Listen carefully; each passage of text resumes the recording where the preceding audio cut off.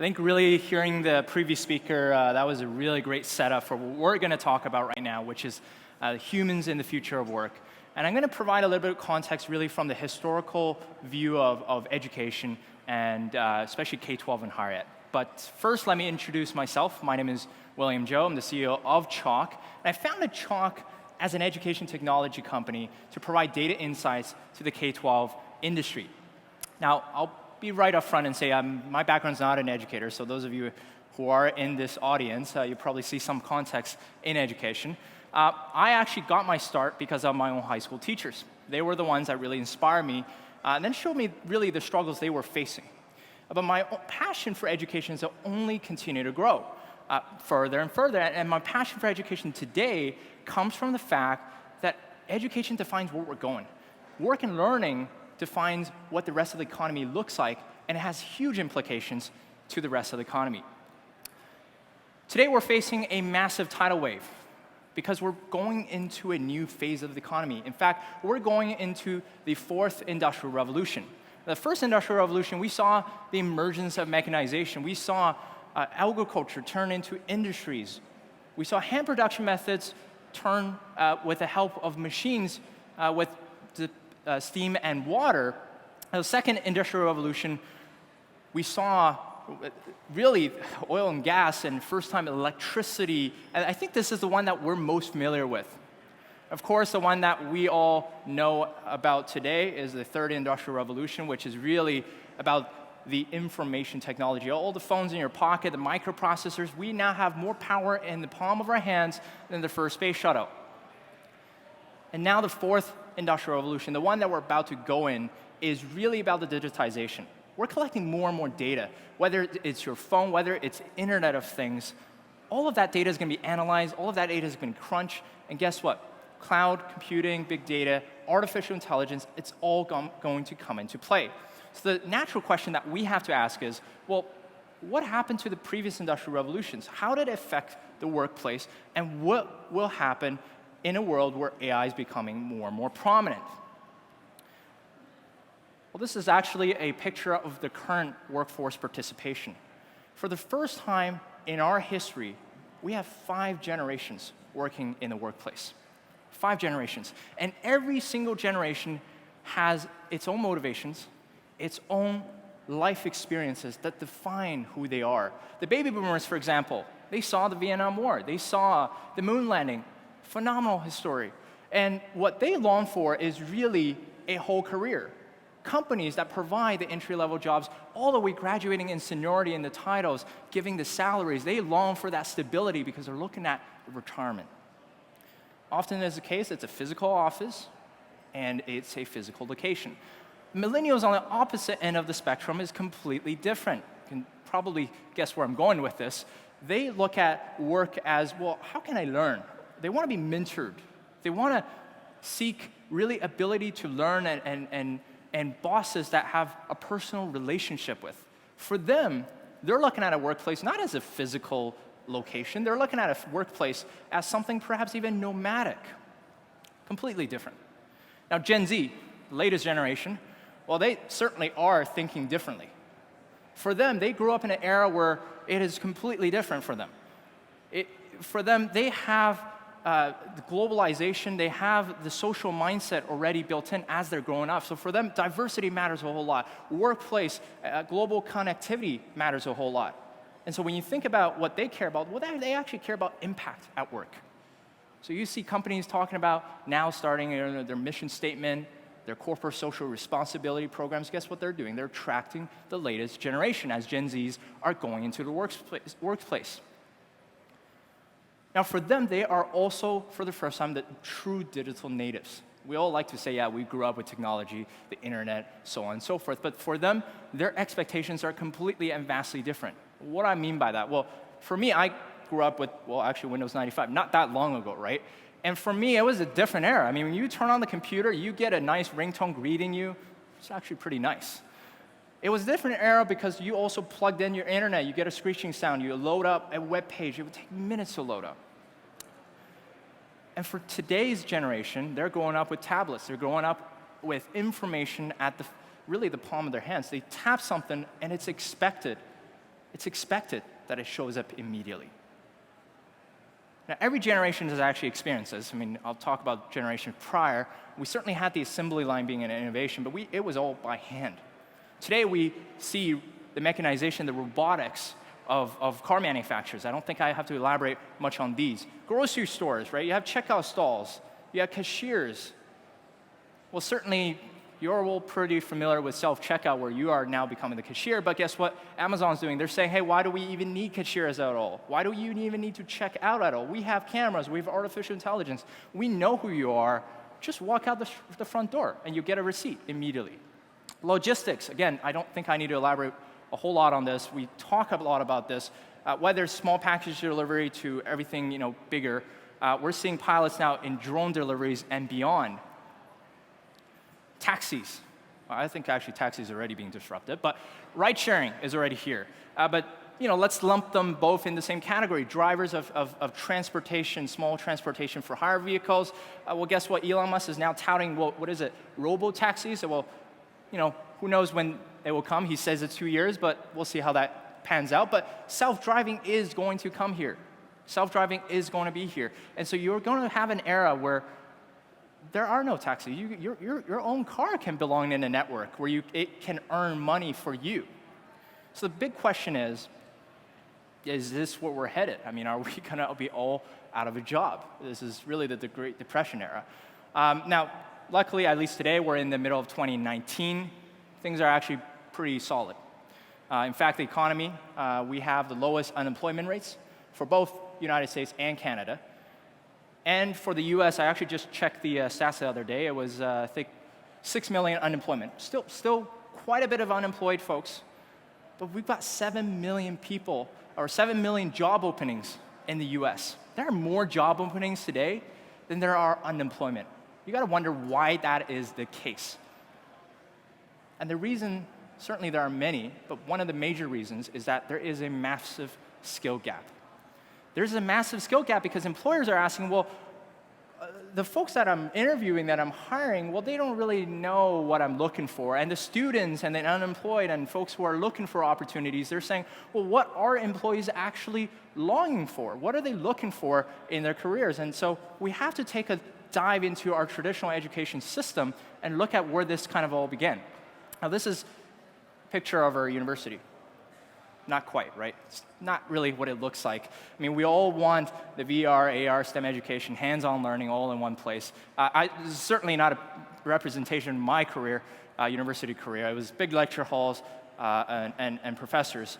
And so there's been certainly a lot of education innovation, some that have worked, some that haven't. But I think there's a lot of learnings that we can take away, both from higher ed and from K-12. One of which is massive online open courses, commonly known as MOOCs. Probably a lot of you have heard about it. Great intentions, started about 5 years, half a decade ago. Great intentions, truly wanting to democratize education. And they did it really by recording a bunch of videos, sometimes from prestigious professors at prestigious universities, and then made it available for free. Rest of the world. Wonderful idea. I even used this when I went to university. It was a supplement to my learning. Where are MOOCs today? I don't really hear much about them anymore. I mean, they're still around, right? And unfortunately, because really of 3 separate reasons, MOOCs haven't really flourished in the way that we all want them to. Number 1, completion rates. You've probably heard of this before. Completion rates of MOOCs half a decade ago was around 6-7%. Today, that's around 3%. It's equivalent to you starting a school and saying, out of every 100 kids that enrolls in my school, 3 of them will graduate. That's not a very good school. I certainly hope that we can do better there. Second reason, of the folks that enroll in one class and complete it, it used to be about 40% of them would enroll in a second class. Today, that number has dropped to about 6 to 7%. Again, not in favor of the MOOCs. And lastly, this is really the human element that I think is brought up with this. It just doesn't replace that classroom interactivity. You just can't have that human-to-human emotions. And so for us, it's akin to looking like this, right? I mean, this cartoon showing, hey, just go to criticalthinking.com and click on the answers. It doesn't really help. Right? Another example, K-12, let's go into that historical context. Some of you may know this gentleman. His name is Sidney Prec.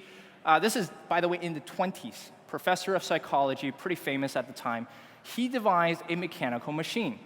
And this mechanical machine had two modes of operation, one of which is called teach, the other is called test. And as a student, you can actually use this machine and self-teach materials because it's all printed out on a piece of paper. And when you're ready, you can take a test. So you put it in the test mode, and boom, you can do your answers because there are mechanical levers. And when you get it right, it will advance to the next question. So we've invented adaptive learning, by the way, in the 20s. And by the way, this machine, even crazier, you can add a reward dial. So when you get it right, you can actually get a reward, piece of candy, perhaps. So again, back in the 20s, we've also invented gamification. Of course, this is, by the way, this is called the teaching machine. This is what it looked like. Later on, more in the 60s, it kind of went from a mechanized version to a digitized version. And because of the teaching machine, our classrooms today all look like this, right? With a machine in front of every kid? Not quite. This is not what our classroom looks like. And why is that the case? Well, it turns out that these teaching machines are not really teaching and honing on these skill sets: critical thinking, collaboration, creativity, resilience, so on and so forth. They're not really building an environment, a quality learning environment that resonates with the learner. And really, at the end of the day, these adaptive learning systems are reductions in nature because all they're doing is taking something that's easily digitized, and they're saying, well, yeah, we'll test you for it. And they do a really good job if all you care about is memorization and regurgitation. But for today's era, when information is vastly abundant, it's all at your, at the tip of your fingertip, that is kind of useless when you think about it. Right? Back in the day, it's very different. You had to literally go physically travel to a whole other location. And information resided on a physical medium. It's probably at a library, probably on a book, and you had to physically go fetch it. You had to cross state lines, countries, provinces, all the like. And hopefully you make that journey, right? It's akin to, in this case, Sam Tarley making that journey to the Citadel, right? Having really trying to complete his being a Meister. I'm actually surprised he made that journey. No Game of Thrones fans? It's okay. After the last season, I get it. It's all right. But really, the point of this is that information is more abundant, so why do we care about these lower order thinking and level of skill sets? And, well, glad you asked, because in K-12, we also have another mental model to think about this. This is called the Bloom's Taxonomy. It's named after Benjamin Bloom. And it's really much like the Maslow's hierarchy of needs. Really, this is, as you can see, at the bottom of this pyramid, memorization. Right? Memorization, remembering, one of the easiest things, right? I mean, those of you who are in the audience are educators are probably going, yep, I know exactly what this is. As we move up the chain, application, right? Asking a student, asking a learner to apply this concept that they've learned to solve another problem. Okay, we're getting somewhere now. But what we really want to get to, not just in the classroom, but as a society, is to get to the very top of that pyramid. Creating.